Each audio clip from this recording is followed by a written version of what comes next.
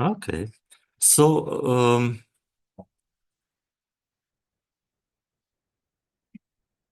hey, so today, guys, we will have practice, and if you go to the course GitHub, you will find under week one the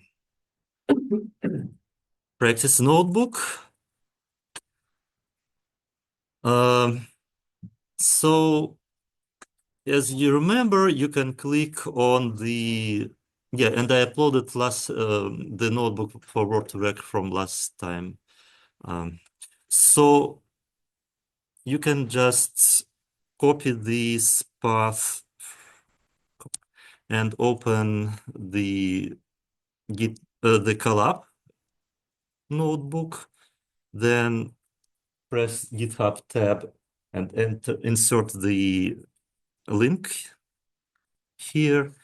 If you press enter or the magnifying glass, it will open the notebook for editing.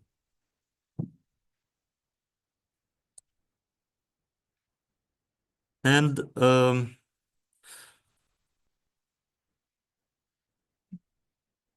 if you look at your homework, let's take a look at the homework.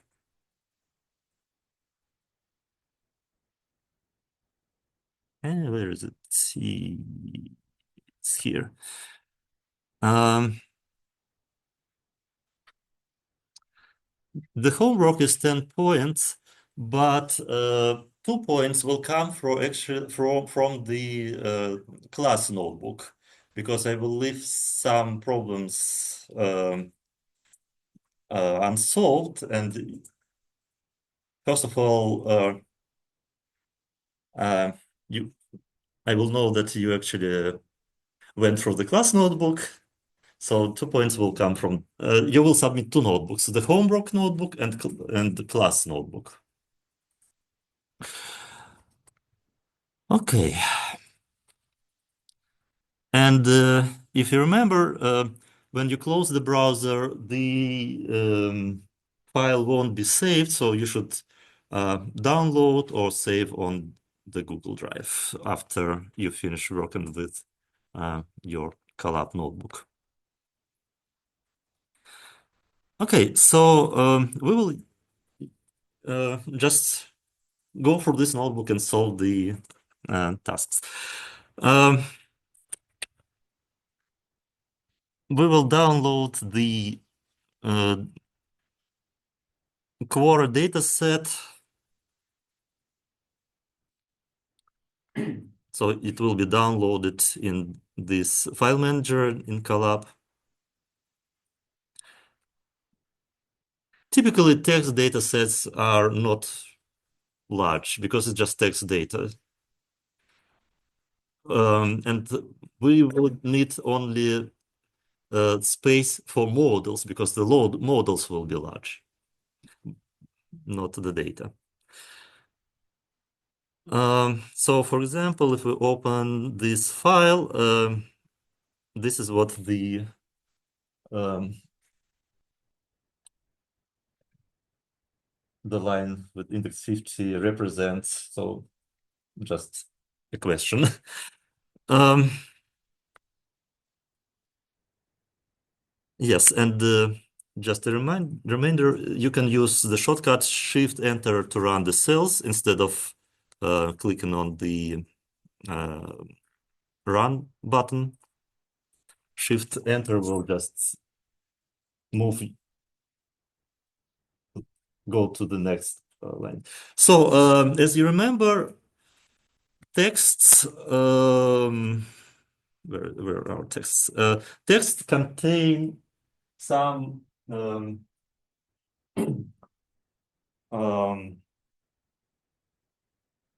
unnecessary information, like well, punctuation is important, but not always. Then different forms of the word with endings. And if we tokenize, if we split our text into words, our dictionary will be too large if we take into account all the word forms. So, do you remember what can we do to reduce the vocabulary of when we tokenize our corpus? Yep. We can tokenize with like parts of words and remove the endings. Yes, and it's called stemming. We can just remove the endings and suffixes, prefixes. But also another thing with part of words is called byte pair tokenizer. We'll talk about this later. Yep. I was gonna say negative sampling. That Yes.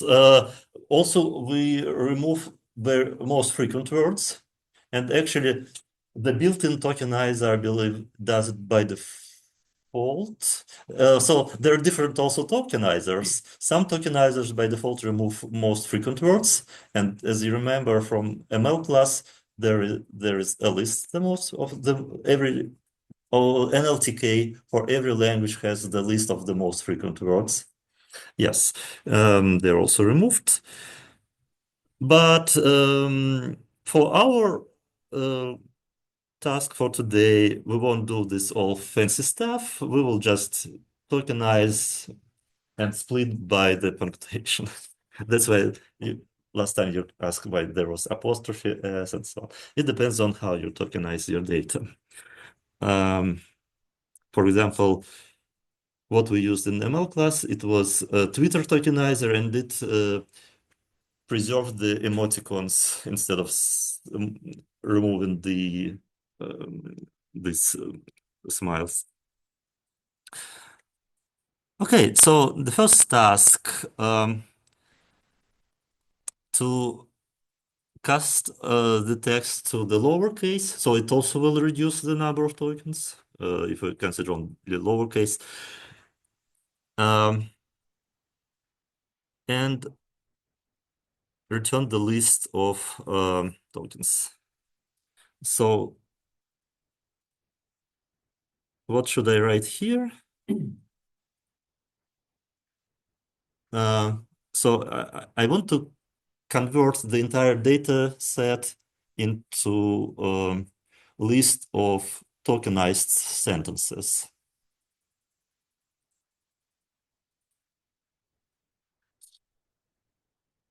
So it will be a list. And for X in data, so we will go through all the records, and we will apply the same tokenizer tokenize to X. That's it. And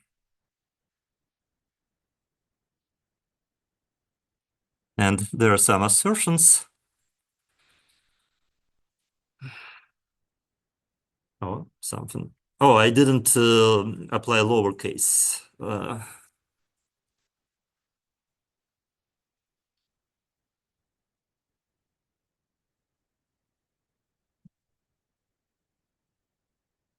Okay. So I just go through these steps because I know that not all the students took ML track before, so it kind of um, remind you how to work. And if we want to convert back the tokenized tokens, we can just join them. But after joining, you will see not the original sentence, but um, with some spaces, because we joined by space, I believe.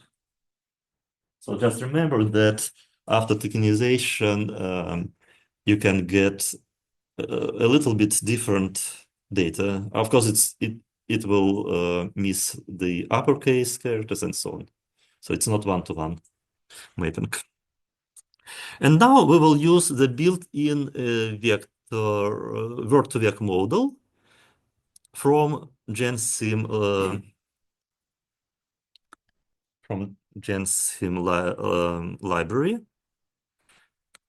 So do you remember so I will just feed my data set into this word-to-vec model. So do you remember what are those parameters, what they stand for?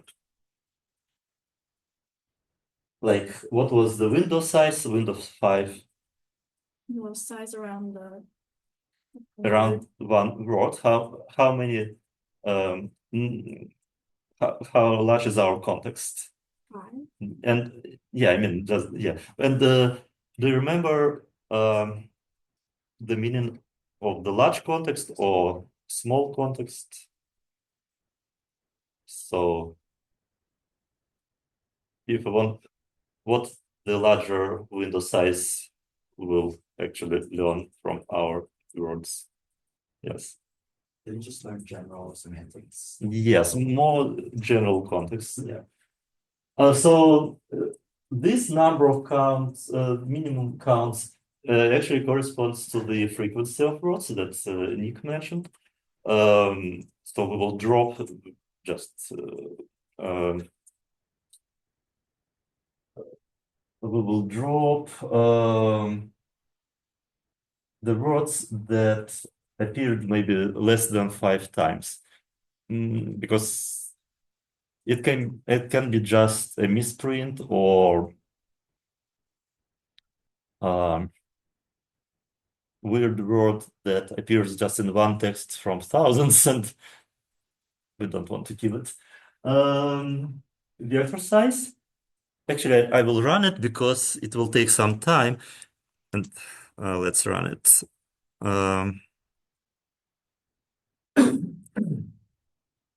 So I chose 32 just in the interest of time. Otherwise, you will need to wait or maybe 10 minutes. And typically it's 300 or 100. Yeah, and our data set.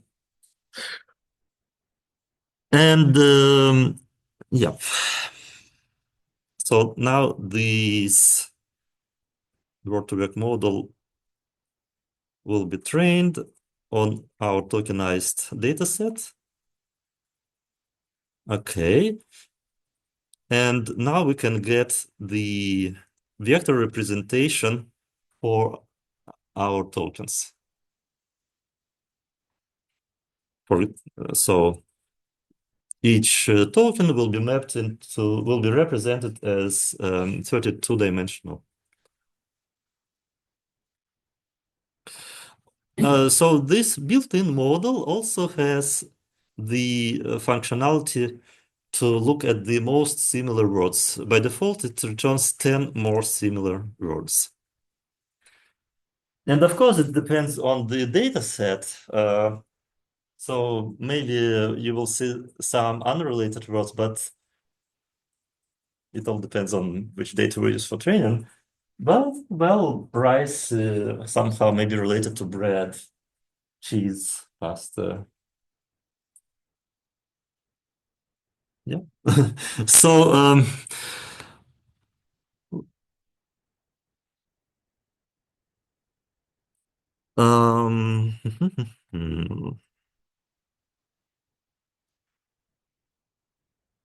also we can use pre-trained model, and in your homework you will use the word embeddings trained on the huge amount of texts.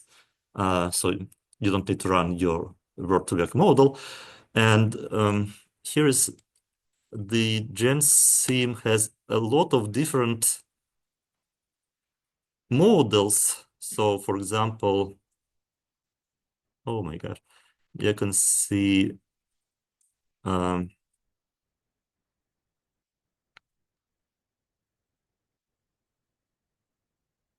here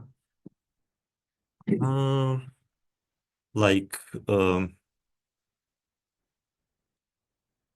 model trained on this data set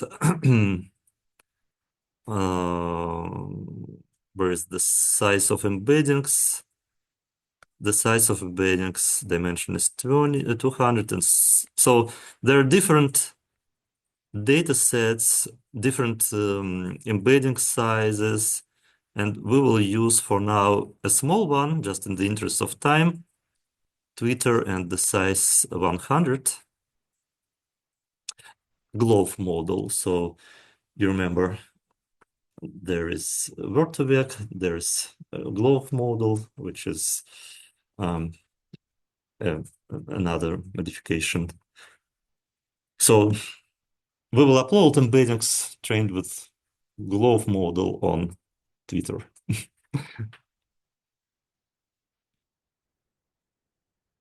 And also this API has this functionality to add and subtract words. Remember we talked last time. So while it's downloaded, let's try to guess what will be the result of coder plus money and minus brain. Huh? Crypto.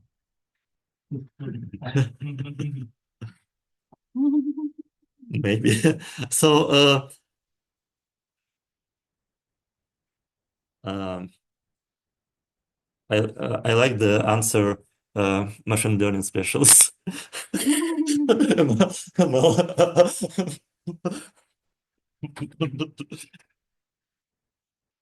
So while it's uploading, I want to show you one more thing about TSNE. So there is a link where you can see the TSNE training in real time. So for example, you can choose here the number of words, and in this case it's 10,000, and run TSNE, and you will see in real time how the words will be grouped with TSNE algorithm that we talked about last time. So it's three-dimensional. You can look at two-dimensional, and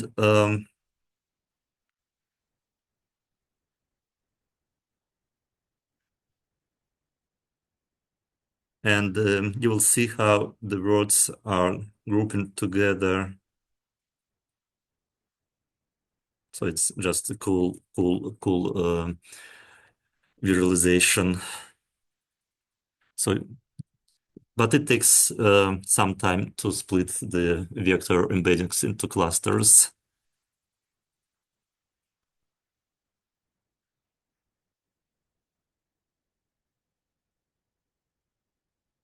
What is that? Mars, for example. Mars, satellites, asteroids. So you can see that they grouped, for example, here for astronomy, Saturn, Jupiter. So, okay.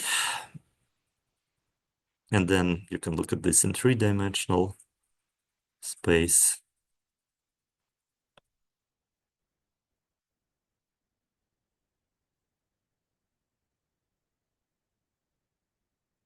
Okay, so the word embeddings are almost done uploading, and it takes a lot of space in your computer memory, because for every token you will have a free, in this case, 100-dimensional array.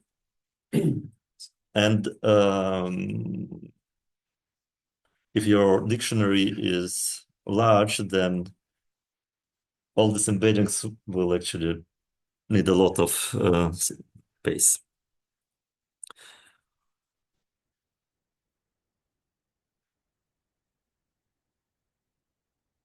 It's still running. And now we will see what is the coder without brain and money based on the score data set. again, it depends on the data on which it's trained.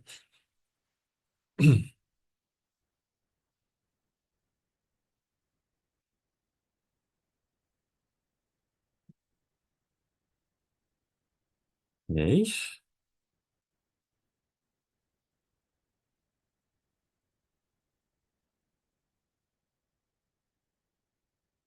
So I know I can take a look at this TSNE. Well, it looks like it stopped. Oh no, it's still moving.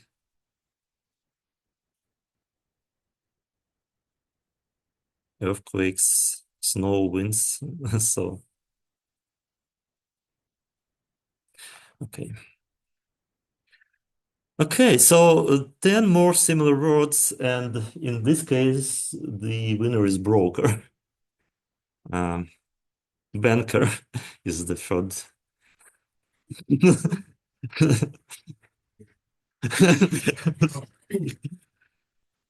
Okay, so well, but maybe it's not quite true. It's maybe just common um, attitude, but It's like the sixth one. Then. it look I don't know. It's so because you remember we just tokenized our data set without taking care about good preparing of our data set. Just some tokens from our data set. Okay. We talked last time about dimensionality reduction, and today we will apply PCA and TSNE to visualize these words. So let's create the top, the first 1,000 most frequent words in our,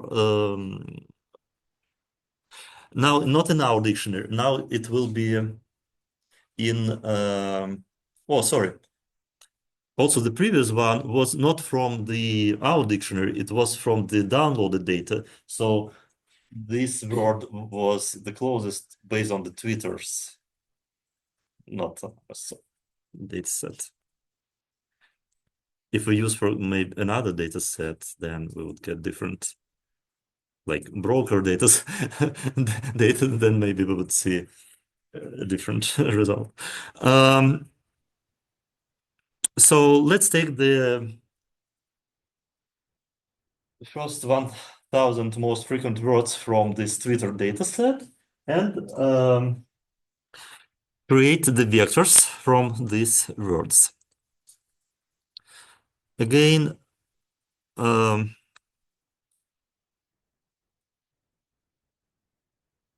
will do four word in words.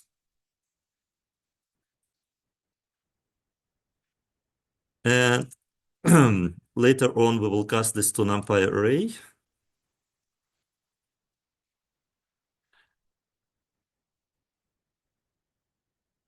No, typically AI assistant provides the correct answer. Suggestions and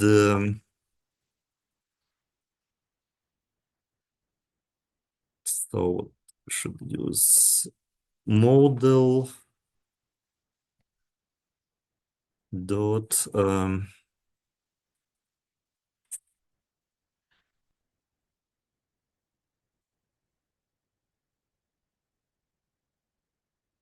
get vector.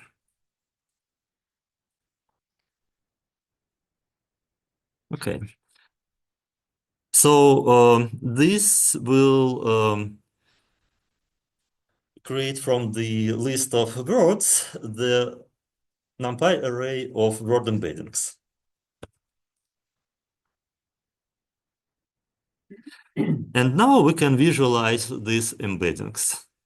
So for visualization, first we will use PCA. I will just remind you how to use scikit-learn.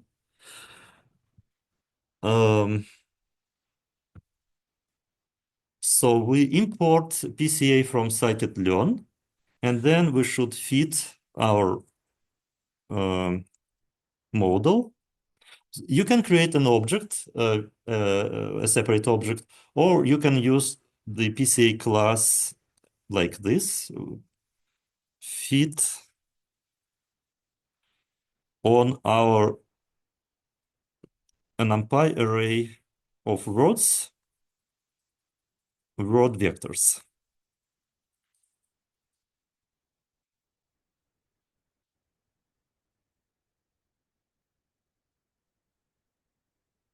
And if you remember how PCA works, principal component analysis, first it centers your data. So it removes the mean value so that the mean value becomes 0, and also normalizes by the standard deviation. Then PCA works better. So that's why here we also want um, to normalize our vectors. So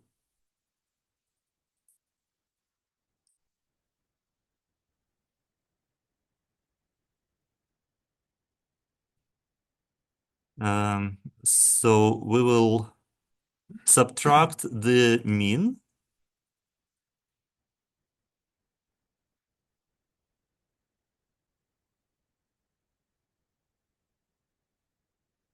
Oh, actually, now it suggested the correct thing and divide to standard deviation. So subtract.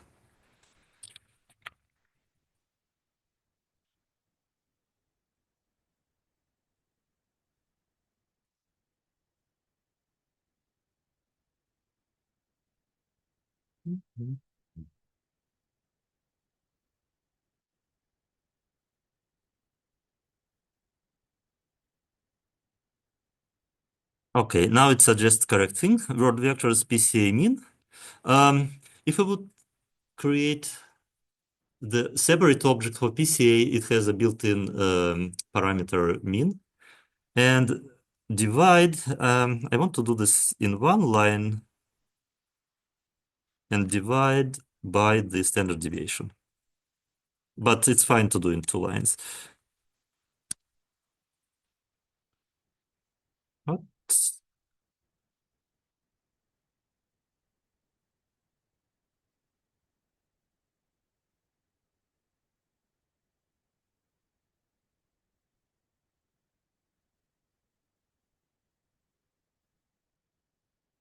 Oh, we should indicate the axis. Axis, the mean calculated along the columns. X is equals 0.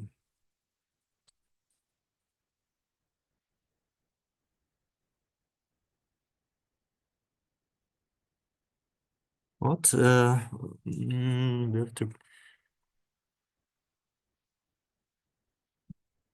Um,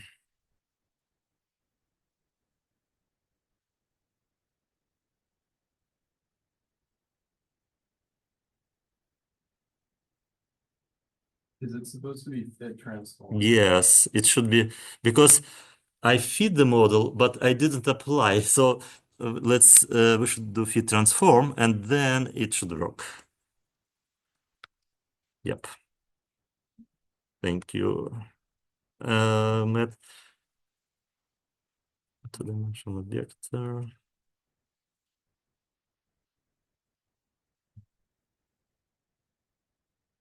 Something wrong with shape.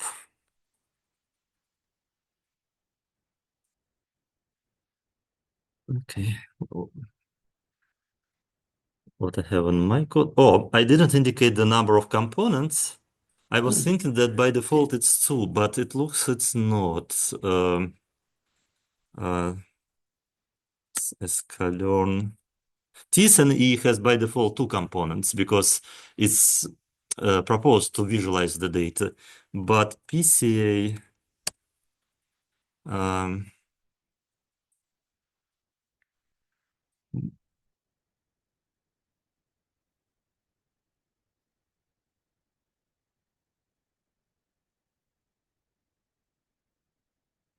default is none, then it keep all the components. So we should indicate the number of components equals 2. Okay, then we will pass the assertion. Visualization. So to plot this interactive map with word embeddings, people use Bokeh library, which takes your data. It has some parameters, which color do you prefer, which size of these bulbs, what is the transparency, and so on. So just run this function, and it will plot this interactive plot with word embeddings. And you can see your, well, not your words, the words from this downloaded Twitter Twitter dataset, how they group together.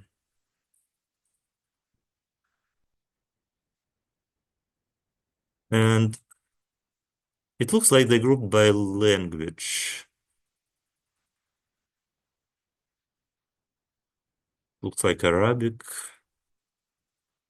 This looks like Spanish. Okay.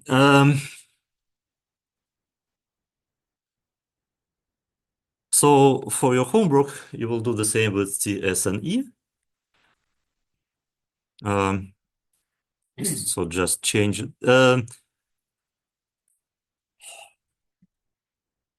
Just change the PCA to TSNE.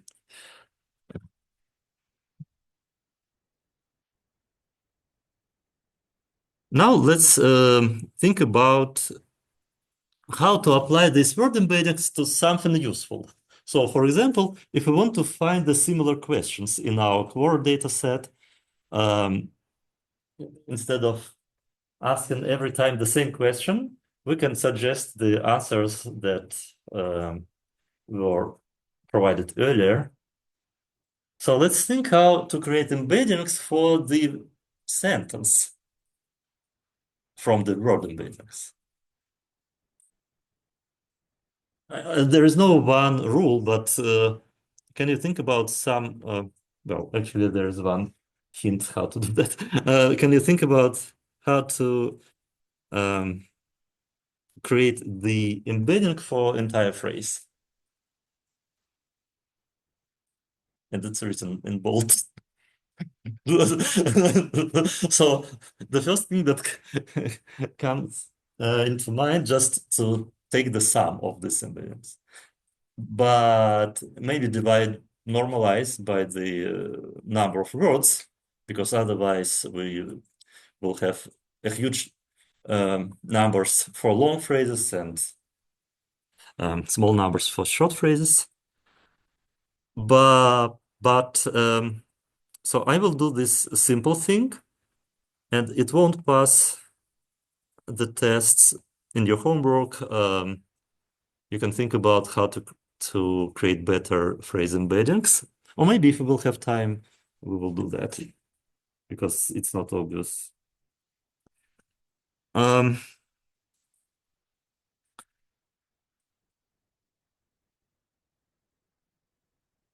So the simplest way is just to create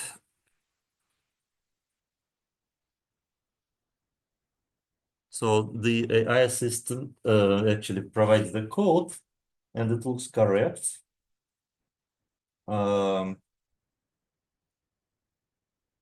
It wrote. Also, it checks if the word is in our dictionary because we may have some words outside of the dictionary, and then we will add all this, or we can get an error, or we will add embedding of unknown words. So we will skip these unknown words. And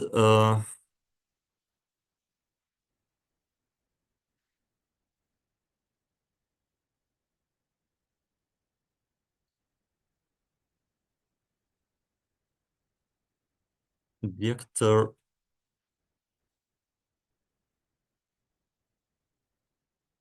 Okay. If I want to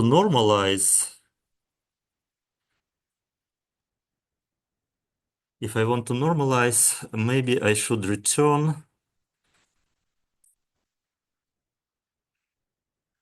Well, it's not quite correct because oh,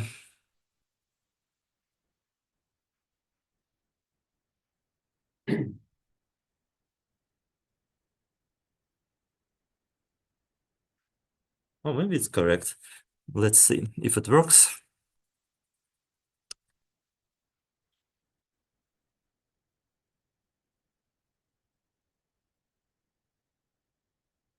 So it didn't pass the test, but only because it's very simple phrase embedding. Mm, but I believe this code is correct. So we tokenize our phrase and add up these word embeddings to our vector. Okay. Now we choose some phrases from our data set. We convert these to phrase vectors. So we apply this function get phrase embedding.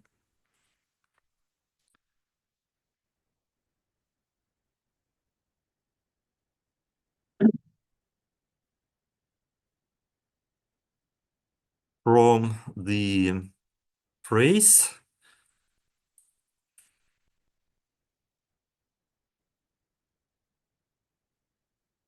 Um,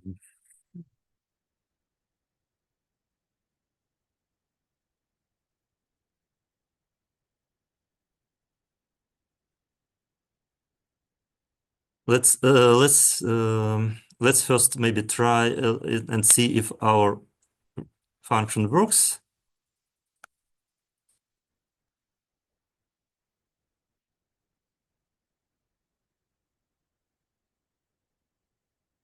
Well, yes, it works. So for a phrase, it returns the vector. So we can apply get phrase embedding to our phrase for phrase in chosen phrases and cast this into NumPy array.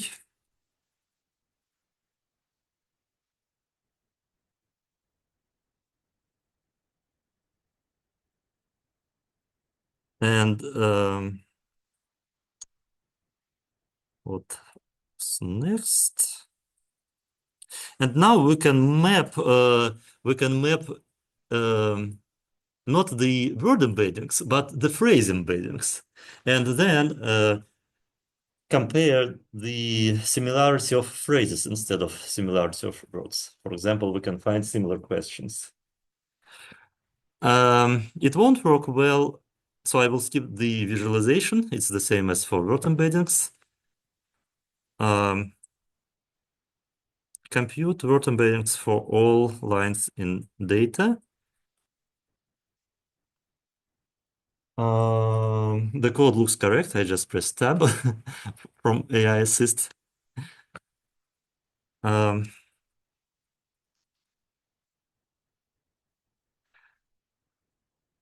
and then we will find the nearest top 10 nearest questions for a given question. So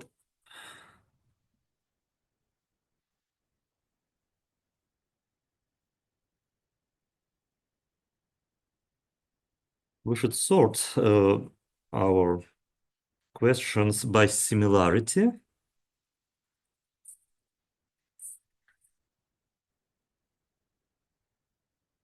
Okay, I will look at my code. So first, we should take the embedding for the question. Oh, actually, it provided the. Oh, actually, it provided the correct correct code. So we take the embedding of our question, of the query, then we calculate similarity as the cosine similarity, the dot product divided by the norms of our vectors. So I can just press tab. Then we sort our similarities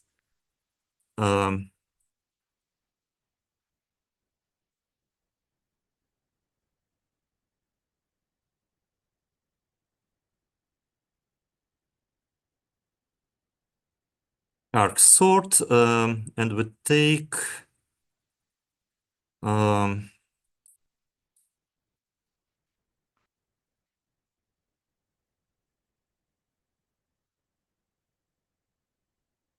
and we take the first top k similar phrases.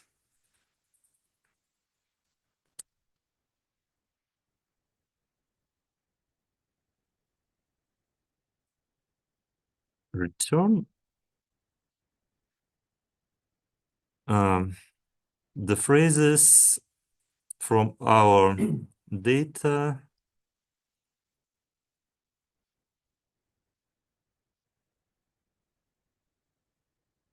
um, for I in similarities, the first k. It's actually cool now. These AI assistants, they give you some suggestions, and most of the cases, this is the code that actually you want to write. And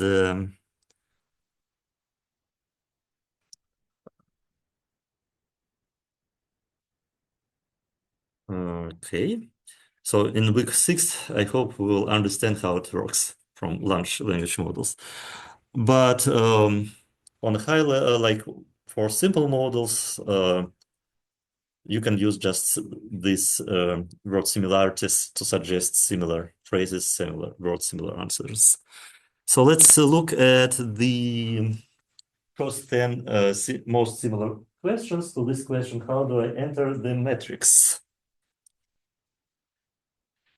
So I didn't pass assertions because, again, our sentence embeddings were not good. So how do I get to the dark web? What should I do to enter Hollywood? So, okay, I think that's good. Now, let's we have 3 minutes left. I want to give you an idea how to improve the phrase similarities to pass the assertions. So where was our function here?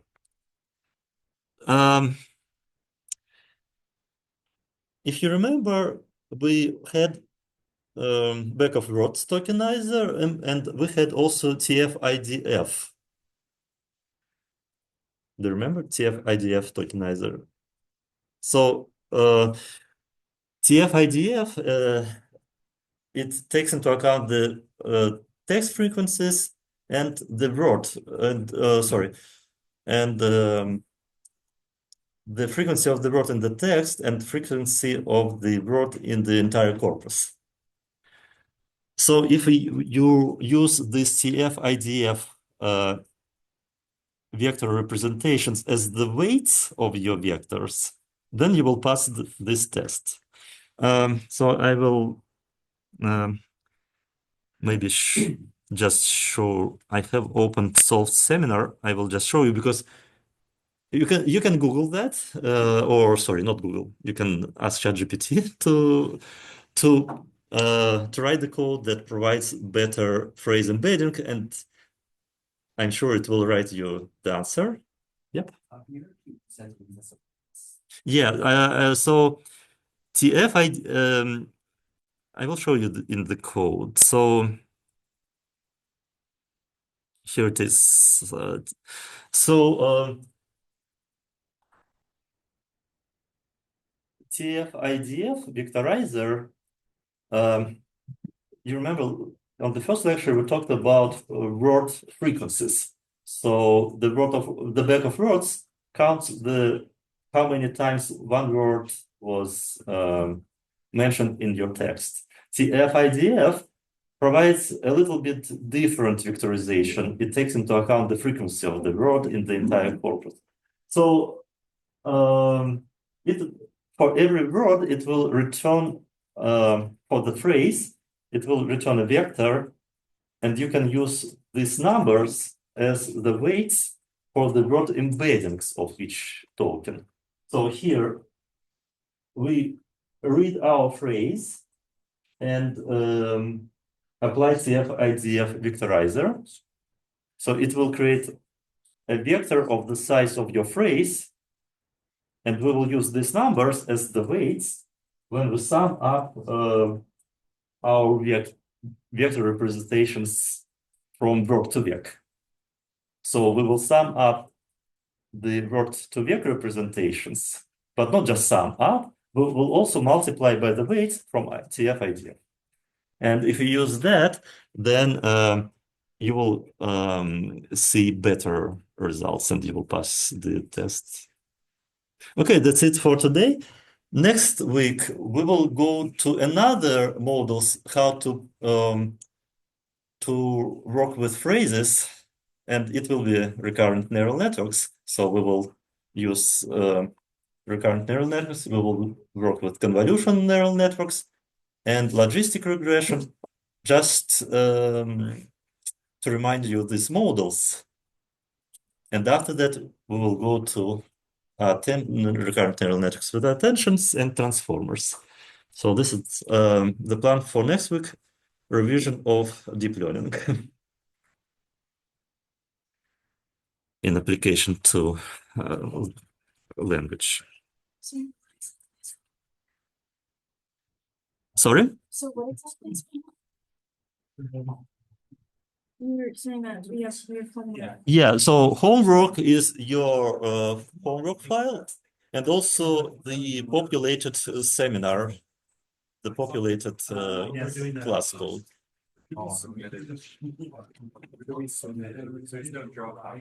Oh, I should create that. I will, yeah. On my course, I will create Dropbox.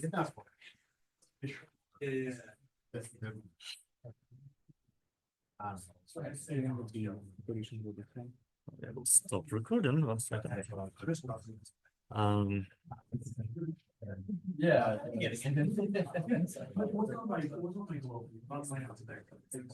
Stop recording.